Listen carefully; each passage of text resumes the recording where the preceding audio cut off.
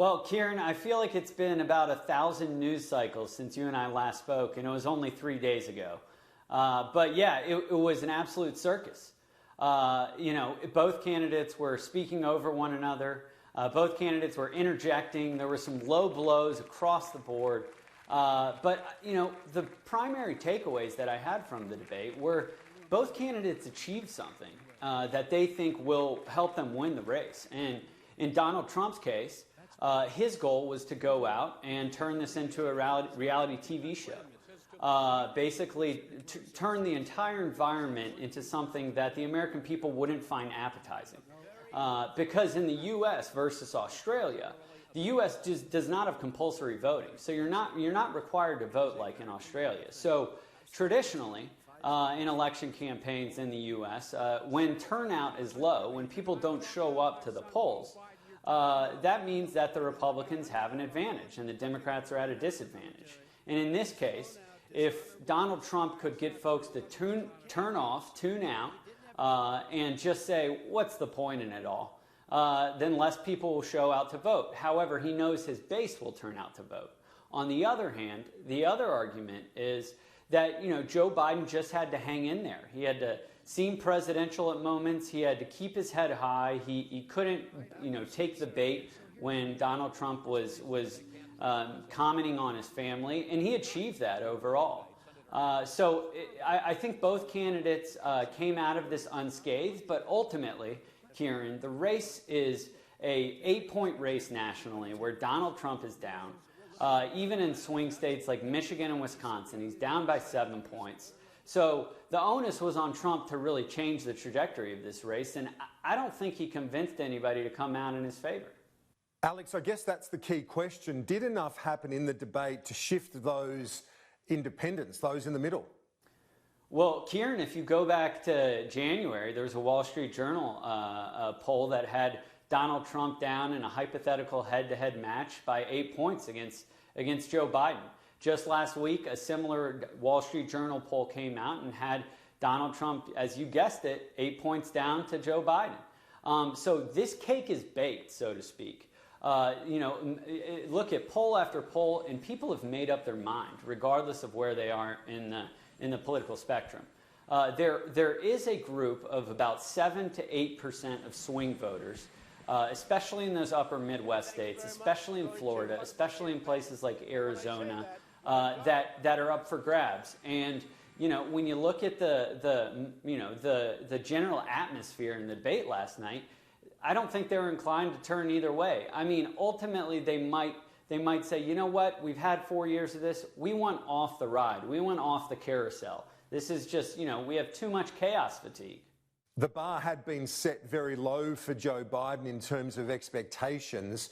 What about when he was drawn into that sort of cage fight almost? He told the president to shut up. He called him a clown. Yeah. Well, if the clown shoe fits. But no, in all seriousness, Joe Biden had to survive. That was the primary goal. I mean, debating Donald Trump is, as you saw last night, not only for the candidate on the other podium, but also for the moderator is just an absolute nightmare. And so what Joe Biden really had to do was survive. But Kieran, you hit on a point. Leading up the last 6 months, even more throughout the primary election, even not only Donald Trump, but the Trump campaign and the general apparatus were, driving down or actually pumping up the belief that Joe Biden wasn't all there, that Joe Biden, he lost a step, which potentially plays on the stutter that he's dealt with all his life. But ultimately, Joe Biden came in there and he survived. I think the moments where he shined the most was when he was looking direct to camera, when he was looking to the American people. Obviously, there are interjections during those remarks from President Trump, but for the most part, he said, you know what, there is a disconnect between Wall Street and Main Street. There is a disconnect if the fangs are skyrocketing and Disney's cutting 28,000 jobs, a majority of which are in a swing state like Florida. So I think Donald Trump came out there to ensure that this was a circus, and Joe Biden came out there with a statesman-like perspective on the race, tried as best as he could to stay out of the mud.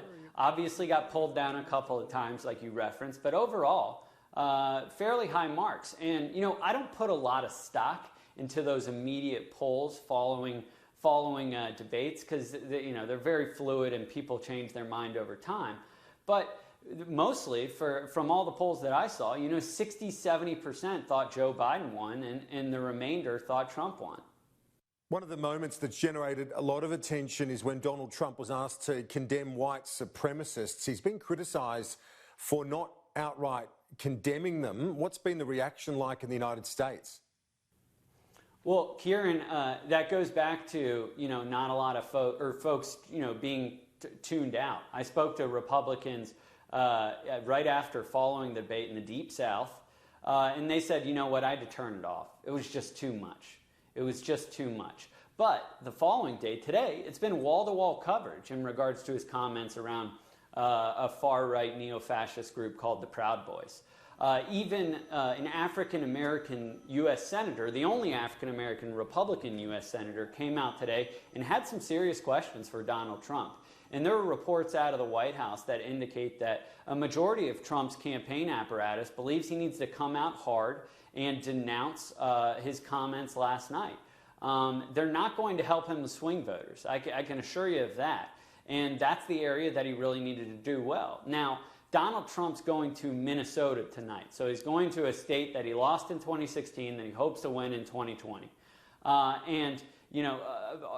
understanding is he's going to come out a little bit harder around the comment, but it's traditional Trump, right? I mean, we saw it in 2017 around Charlottesville. There are good people on both sides. And when it comes to people that, that lavish him with praise, he usually, regardless of who they are, does not say anything too negative about them. And I think it was a misstep. I think that is the moment in the debate that most people are talking about, especially in the U.S. Finally, Alex, give us a sense of where to from here. There are two more presidential debates. What can we expect in terms of campaigning as well from both campaigns ahead of the election on the 3rd of November? Well, one thing, Kieran, I think the American people hope that whomever the moderator is for the future debates has the ability to turn off the other candidate's mic when it's not their turn to speak. But yeah, we're 34 days out. People are already voting, and I think that's really important to remember that millions of ballots have already been cast. In this pandemic election, ballots have the request for mail-in ballots has increased tenfold. There could be upwards of 40-50% of Americans voting by mail. And a vote cast yesterday is just as important as a vote cast on Election Day. The perception that, we have a long runway here is just incorrect. Every day that Donald Trump is not talking about how he is the sole person who can make the economy better is a day lost for him. Every day that he has to, denounce his comments around white supremacy or dig himself out of a hole for only paying $750 in taxes a couple of years, that's a day lost for Trump. So I think from here on out, we got to nail down a few states, right? Joe Biden is looking particularly strong in two states that the Democrats lost in 2016, and that's Michigan and Wisconsin. There's been some really positive polling coming out this past week where he has a potentially upwards of 6 or 7 point lead in Pennsylvania, which is his home state originally. But the one I'm really focused on is Florida, obviously. Florida's, the crown jewel of the Electoral College. And then finally, there's a couple of other states which are traditionally conservative states in North Carolina and Arizona, where Joe Biden is fighting tooth and nail.